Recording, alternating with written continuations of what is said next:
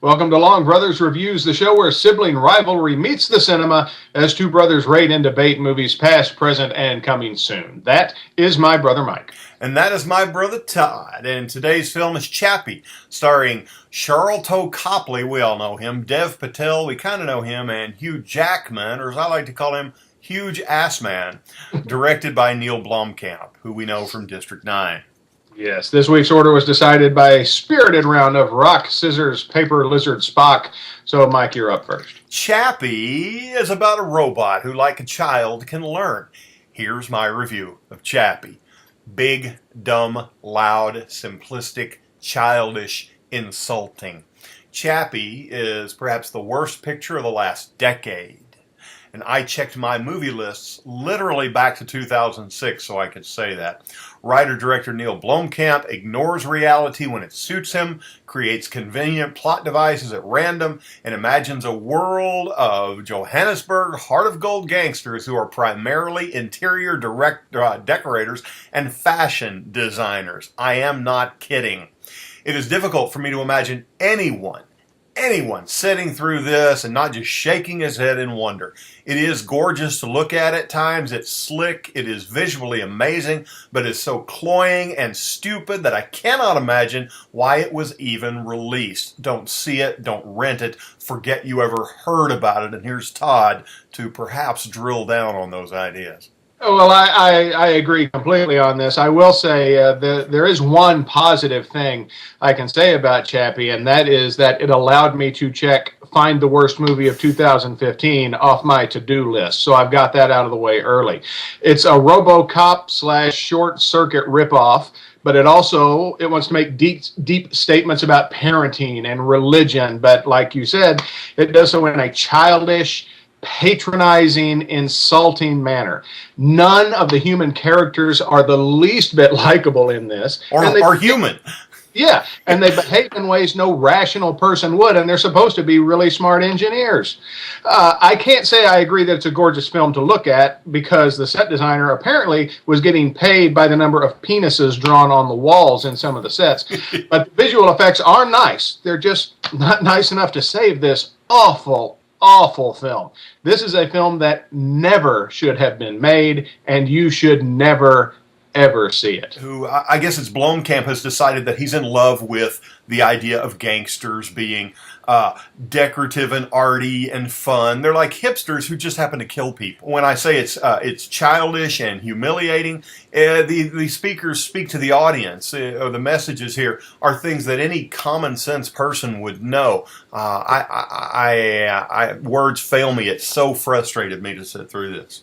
Yeah, I thought it was interesting that in your review you used the phrase that you found it difficult to imagine anyone sitting through it and not shaking their head, because that's literally what I did. But it is the closest I have come to walking out of a film. A conventional film, and this is certainly a conventional film, has the same thing a good story has, which is, here's the problem, and now let's pursue the problem. There is no problem for the first hour of this picture, maybe the first hour and a half. It's just, look at Chappie being cute, which he's not, and then they drag in Hugh Jackman in the last reel, literally in the last reel, for him to say, oh, here's my chance, and I don't care if I spoil this for anybody, here's my chance to save my career by bringing in this other robot, which for some reason nobody wants, and now Hugh Jackman is the asshole. And Hugh Jackman looks ridiculous, by the way, in this picture. Yeah, that was kind of weird, too. He had, like, the mullet thing going. He was, like... The bangs. Yeah, it was just, he was bizarre looking. There's this big discussion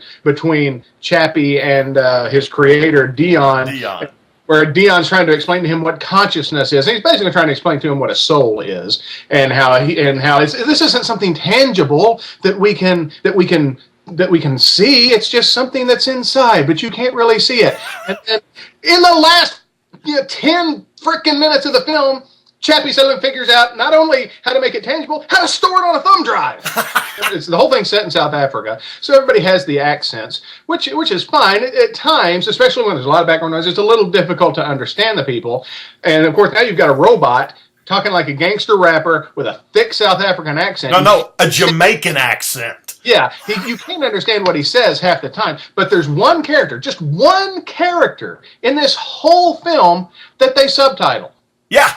And his accent is no better or no worse than anybody else in the film. But for some reason, this guy gets subtitles. Okay, here's my favorite low point. We're in an office filled with engineers, right? You know what I'm going to say. Oh, exactly what you're going to say. Hugh Jackman walks up and he starts to tease the engineer who's our hero, Dev Patel. And he begins to tease him. It gets worse and worse. Then he pulls a gun out in an office. Yeah. He puts it at Dev Patel's head and threatens him, okay? Everybody else in the office just sits at their desk kind of looking up. Then he says, "Oh, I'm just kidding. Everybody get back to work." And you know what everybody does? They go back to work.